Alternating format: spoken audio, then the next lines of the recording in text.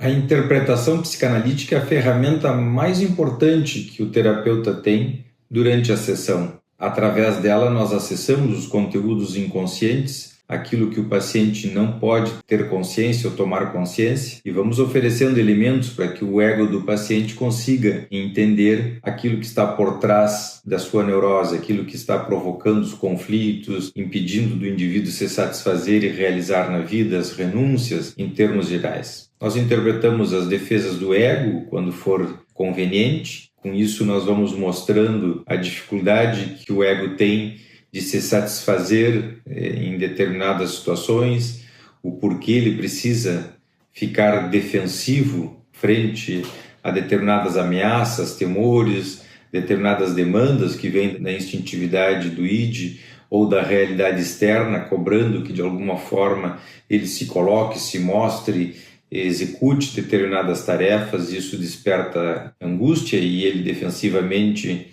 se protege para evitar a angústia, renunciando, abrindo mão de algumas coisas, encontrando explicações razoáveis para que isso aconteça, e assim nós vamos trabalhando e mostrando esses conteúdos para os pacientes. As críticas dos objetos internos, que de alguma forma fazem com que o indivíduo se sinta intimidado, com a autoestima baixa, melancólico, eventualmente deprimido, se afunde dentro de si, não lute, não reivindique, não busque o que é seu, não se coloque, não se mostre, não se exponha na vida por temor interno e não por adequação à realidade. Conflitos que estão por trás da repressão, que é um dos mecanismos que mais faz com que o indivíduo não enxergue coisas importantes na vida, vá abrindo mão e renunciando de situações que são favoráveis para ele sem ter consciência. Então nós vamos mostrando as identificações com as quais o sujeito foi secundariamente ao longo da vida copiando, trazendo para dentro de si as qualidades, as características e qualidades dos objetos externos, características dos pais, das pessoas que cuidam da casa, de determinadas figuras importantes e tudo mais, e que muitas vezes não servem para ele, são identificações que mais prejudicam do que ajudam. Então nós temos que ajudar o indivíduo a se desidentificar para buscar novas identificações, fundamentalmente através da relação transferencial. E assim nós vamos o tempo todo trabalhando, trazendo para a consciência do paciente elementos que estão totalmente inconscientizados, e a interpretação é a ferramenta que nos favorece, nos possibilita mostrar isso com mais profundidade e tecnicamente com mais eficiência. Então a interpretação aponta sempre para esses conteúdos inconscientes e sempre leva o paciente a uma situação de insight, ou seja, tomar consciência de que algo se processa dentro dele à revelia da sua vontade consciente, claro, né? Ou seja, o indivíduo não sabe que algo está se processando dentro dele. A nós cabe a função de mostrar esse algo e de que forma isso vai se processando dentro dele. A interpretação pode ser uma interpretação esclarecedora, ou seja, através dos esclarecimentos que nós vamos fazendo da neurose do paciente, vamos dando elementos para que o ego entenda o que está acontecendo com ele. Quando o sujeito está perdido, não entende por que tem determinado sintoma, ou por que sente determinada angústia, ou porque se comporta de determinado jeito na vida, nós muitas vezes interpretamos de forma a esclarecer para aquele paciente o motivo, a forma, a dinâmica que se dá dentro dele para que aquilo apareça dessa forma. Então, aí nós temos uma interpretação que é esclarecedora. Usamos muito isso com os pacientes fronteiriços, com os pacientes borderline, com os pacientes mais graves, mas eventualmente também com os pacientes neuróticos, em determinados momentos em que o indivíduo não consegue entender determinada coisa, e aí temos que pedagogicamente mostrar para ele o que acontece dentro dele, para que ele tenha elementos, ele consiga encontrar um fio condutor através do qual ele vai desenrolando a sua neurose e compreendendo de forma mais satisfatória. Essa seria uma interpretação esclarecedora. Mas a interpretação pode ser transferencial, quando nós mostramos para o paciente que ele repete na relação conosco a sua neurose infantil, a sua história de vida infantil. Então nós passamos a ser depositário de determinadas expectativas do mundo interno do paciente, que por frustração, insatisfação, por carência e tudo mais, vai ser projetada, colocada na relação conosco. E aí nós interpretamos isso para o paciente também, todas essas expectativas que o paciente tem da sua história de vida que recai na relação conosco, porque a relação se presta para isso.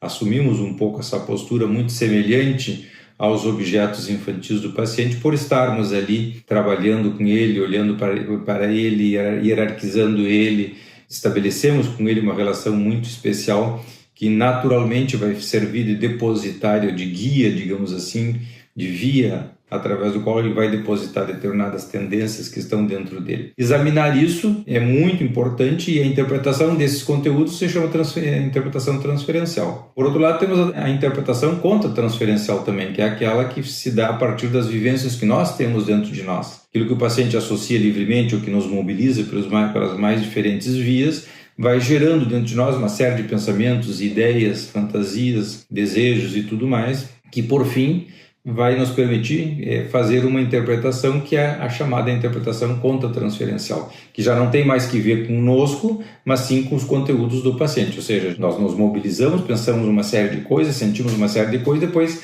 adaptamos, traduzimos para o material do paciente e interpretamos os conteúdos do paciente, não os nossos, evidentemente. Então, isso seria uma interpretação contra-transferencial. Mas, além do mais, ela pode ser implícita. Quando nós damos nome aos bois, nós interpretamos e dizemos para o paciente que fulaninho foi a pessoa que, de repente, com quem ele se identificou com determinado aspecto, ou que a conflitiva dele está relacionada com o irmão mais velho ou com o irmão menor, ou que a rivalidade dele com o pai, damos o nome do pai, ou que a situação edípica dele com o amor que ele tinha pela mãe jovem lá em seguida que ele nasceu e mamava no corpo dela, e a ansiedade persecutória com o pai, e damos o nome da mãe, o nome do pai, ou melhor, essa seria a interpretação explícita, quando damos nomes, não implícita, explícita, corrigindo.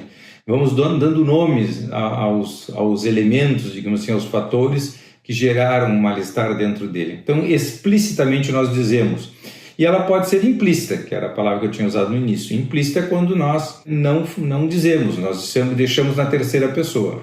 Quando nós amamos alguém, tu pensas, tu sentes tal coisa, mas não dizemos com quem é a pessoa com quem ele sente, ou quem é a pessoa que rivalizou, porque aquilo desperta muita angústia nele e o ego vai ser desorganizado, estrutural, vai gerar um mal-estar muito grande naquele momento e nós não desejamos que isso aconteça. Então nós vamos aproximando a interpretação, primeiro de forma implícita, quando o paciente não tolera que se diga tudo ou toda a verdade, e por último, explicitamente dando nomes aos bois, dizemos exatamente quem são as pessoas que estão envolvidas naquele processo que desencadeou um mal-estar muito grande dentro dele. Então seria implícita e explícita nesse sentido. Mas habitualmente nós fazemos a interpretação por aproximação, ou seja, nós não dizemos tudo para o paciente no primeiro momento, nós levamos dias, semanas, às vezes meses para dizer determinada coisa, eventualmente até anos, porque nós esperamos o momento adequado de completar aquele pensamento todo interpretativo, porque vamos limpando o campo, porque reforçamos o ego, porque precisamos de outros conteúdos primeiro para que ele possa entender, para que não fique intelectualizada a interpretação, racionalizada. Tem pacientes, por exemplo, que se submeteram a determinado tipo de tratamento psicanalítico, que sabem tudo sobre si, mas não mudaram. As pessoas conhecidas dizem, não, fulano se trata há muitos anos e é sempre a mesma pessoa, não mudou nada, mas ele fala com muita propriedade sobre a psicanálise e sobre o tratamento dele. Por quê? Porque é um tratamento que ficou racionalizado. Isso quer dizer que falaram muito apressadamente, muito desafetizadamente, falaram sobre coisas que não eram para ser faladas, não foram cirúrgicos na interpretação, e a interpretação, portanto, não entrou onde deveria ter entrado, não chegou onde deveria ter chegado, parou antes. Foi parando nas barreiras que o próprio psiquismo vai colocando defensivamente para não se sentir machucado, cutucado, angustiado e desarmado e assim por diante. Então o indivíduo racionaliza, intelectualiza o seu tratamento, mas não muda, segue sempre o mesmo. Então é muito importante ter cuidado para que isso não aconteça nos tratamentos psicanalíticos, e isso se faz dessa maneira, interpretando por partes, por momentos, limpando o campo,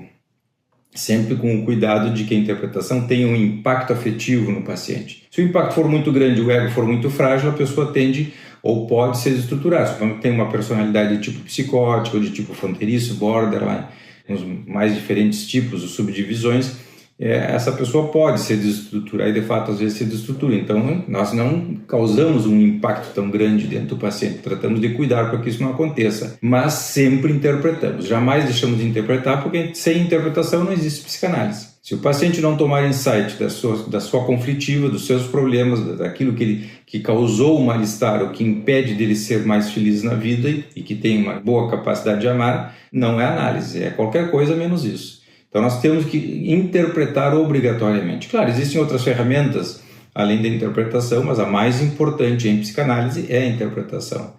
E ela tem que ser sutil, e vai depender da habilidade do psicanalista de poder usar dessa sutileza, eventualmente um pouco mais sincero, um pouco mais direto, um pouco menos, em que momento dizer um pouco mais, recuar, ficar em silêncio, essa habilidade que o analista tem que ter na difícil arte de interpretar. Bom, esse era o nosso vídeo de hoje, técnico, como eu gosto, breve, como tem que ser os vídeos do Instagram, mas espero que vocês tenham gostado. Um abraço para vocês e até o próximo.